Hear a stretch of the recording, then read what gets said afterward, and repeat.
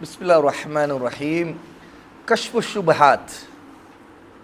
ஷுபஹாத் என்று சொன்னால் சந்தேகங்கள், குறிப்பாக ஈமானை பாதிக்கக்கூடிய குழப்பங்களை ஏற்படுத்தக்கூடிய சந்தேகங்கள், இதைத்தான் ஷுபஹாத்து நம்ம வழக்கத்தில் சொல்கிறோம். கஷ்ஃபுன் அப்படின்னா அகற்றுவது, நீக்குவது.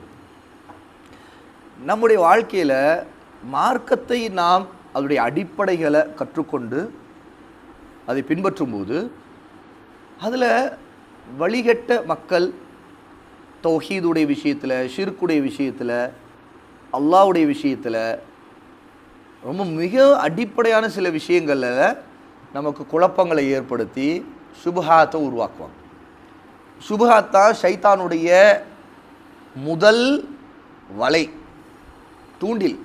ஒருத்தரை வழி கெடுக்கிறதுக்கு சுபஹாத் இருந்தால் போதும், அவன் வழிகிட்டுருவான். அவனுடைய உள்ளத்தில் சில சுபஹாத்தை போட்டு விட்டா அவன் அதிலிருந்து அவனுக்கு தெளிவில்லாதப்போ குழப்பங்களோடு அவன் இருந்தான்னு வைங்க, அந்த சுபஹாத்தின் காரணமாகவே அவன் ஒரு அசத்தியத்தை சத்தியம்னு நம்பிடுவான், ஒரு சத்தியத்தை அசத்தியம் நம்பிடுவான். அதனால தான் எப்போதுமே நமக்கு சுபஹாத் வந்துச்சுன்னா அதை நீக்குவதற்கு முயற்சி செய்யணும். இப்படி மக்களிடம் தௌஹீதுடைய விஷயத்தில் வரக்கூடிய சுபஹாத், சந்தேகங்கள், ஐயங்களை நீக்குவதற்காக பலவிதமான கேள்விகளுக்கு பதிலளிப்பதற்காக இமாம் முஹம்மது இப்னு அப்துல் வஹாப் ரஹிமஹுல்லா எழுதிய ஒரு ரிசாலா, ஒரு சின்ன ஏடு தான் கஷ்ஃபு ஷுபஹாத், சந்தேகங்களை அகற்றுதல் அப்படின்னு அதற்கு பேர் வச்சிருக்காங்க. அதாவது தௌஹீதை குறித்து எழக்கூடிய சந்தேகங்களுக்கு பதில்கள். அந்த பதில்களை தான் இந்த புத்தகத்தில் நம்ம படிக்க இருக்கிறோம். ஆகவே இமாம் முஹம்மது அப்துல் வஹாப் ரஹிமஹுல்லா யார் நமக்கு தெரியும். நாம் சலாசத்துல் உசூல் படிக்கும்போதே அவங்களுடைய கல்வி, அவங்களுடைய வாழ்க்கை குறிப்புகள் மேலோட்டம் படித்தோம். ஹிஜ்ரி 1115 பிறந்தவங்க, ஏறத்தாழ 90 சில்லறை வயதுகள் வரைக்கும் இந்த தீனை மேலோங்க செய்யணுங்கிற தௌஹீதுடைய பரவலுக்காக, ஷிர்க்குக்கு எதிராக, எல்லா மூட நம்பிக்கைகள், பிதஅத்துகள் அனைத்துக்கும் எதிராக சவுதி அரேபியாவில் நஜ்து பகுதியில் பிறந்தவங்க, ரியாதுக்கு பக்கத்தில் உஐனா அப்படிங்கிற ஊரில் பிறந்தவங்க.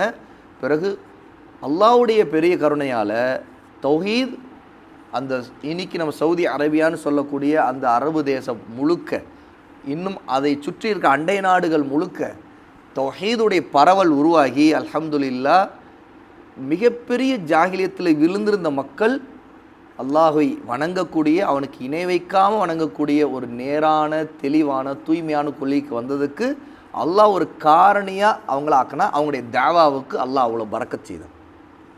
அப்போ அல்லாஹுடைய பெரிய கருணையால் அவங்க அவ்வளோ ஒரு பிரச்சாரத்தை முன்வைத்து தௌஹீதுக்காகவே உருவான ஒரு நாடாக இன்று நாம் சவுதி அரேபியாவை பார்க்குறோம். அப்படின்னா அதுக்கு முக்கியமான காரணமாக 18ஆம் நூற்றாண்டில் அந்த ஒரு மறுமலர்ச்சியை ஏற்படுத்தியவங்க தான் இமாம் முஹம்மது இப்னு அப்துல் வஹாப். ஆகவே தான் அவங்கள அல் முஜத்தீதுன்னு சொல்கிறோம்.